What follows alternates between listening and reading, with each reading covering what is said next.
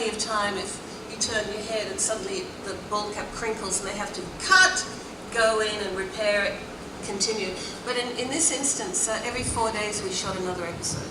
So you have an hour's work every 4 days, whereas a film, a year, 6 months to a year's work for an hour and a bit. So just telling you that it's really fast, there's no time. So she said to me, so if you want to wear a headpiece, what we're going to have to do is to shave around your whole entire hairline. I said, why? She said, because they're going to be gluing it down. And in the process, even though they use special sort of spirits to lift the glue, it is going to pull out any hair that's there. It's going to rip it out. For 4 years, ripping out, gluing it, ripping, gluing, ripping, gluing, ripping, gluing, several times a day, ripping, gluing, ripping, gluing, ripping, gluing. You can make a song out of it, but you're going to lose your hair.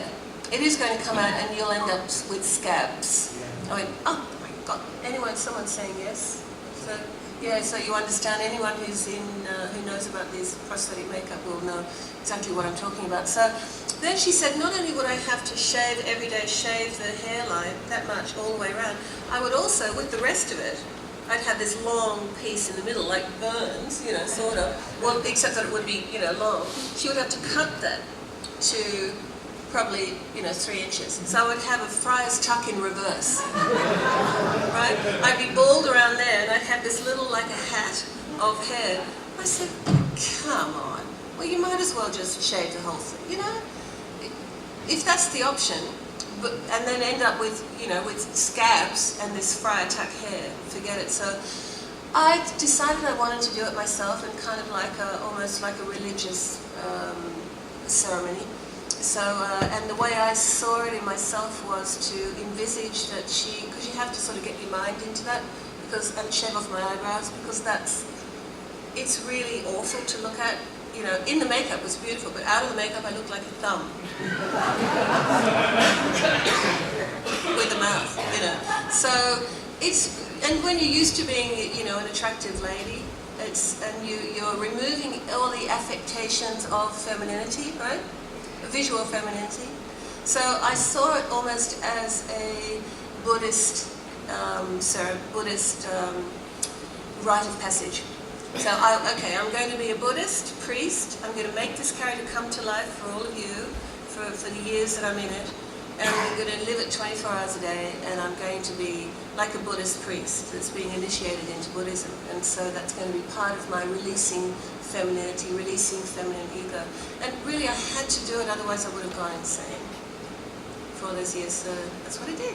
And I used all the processes that I'd been working on at the time to kind of bring her to life. I'd just been studying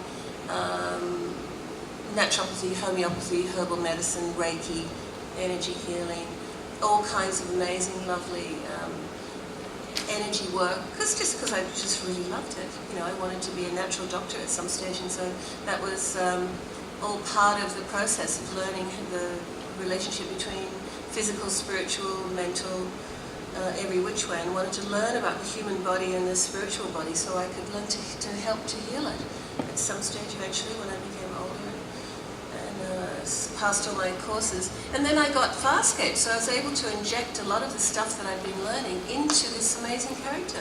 In the script it just said Zan heals, Zan prays, Zan chants, and they didn't give me any explanation as to what she would say as a healer, how she would pray, how she would chant, what sort of religion she was. It wasn't in there, so I asked the writers, oh my God, for weeks before we started shooting, what religion is she? She's an alien, so it can't be anything from Earth, right?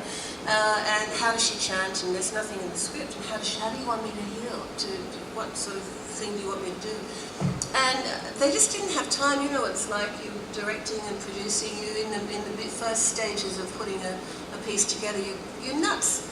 There's no time to even think. Scratch yourself. So in the end, the director said to me, "Look, so sorry, we haven't had time to really work on these details." I said, "Details? This is the whole character.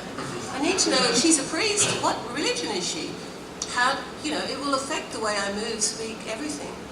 So in the end, they said, "Look, come to the set with a few things prepared, and we'll go through, and then if we don't like what you do, we'll just make it up on the spot. So, you know, as an actor, it's really difficult, as Vern knows, to not know who your character is and to wait until the first day of shooting to be told what your character is and who she is. It was really, really hard. But fortunately, I was very lucky that they liked what I brought in. I brought in the crystals, the Reiki, the energy healing, you know, all of that stuff, and piled it into the character. So, yeah, so it's a much broader answer, I'm sorry, than what you just asked, so forgive me. And unfortunately, we are actually out of time. Unfortunately, very unfortunately. However, if you would like to continue these conversations with both Mr. Vernon Wells and Virginia Hay, you can see them at the Pensacola Bay Center. They will be on the second floor in the celebrity area. The next panel is actually Deep Roy, Man of 1,000 Fandoms. That starts at 2:15 here in the Rex Theater. If you are a VIP member, please, you can stay. However, if you're not, unfortunately, you can't stay here, but you don't have to go home. We have a lot more things going on in Pensacon. Once again, Virginia Hay and Vernon Wells, thank you very much for coming.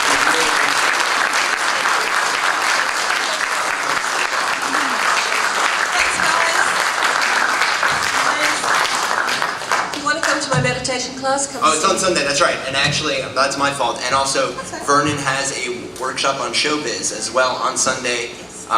Look out for that. Why did he be there? Sunday, 9:30. Get a ticket from my table. I would like to. Are you going away?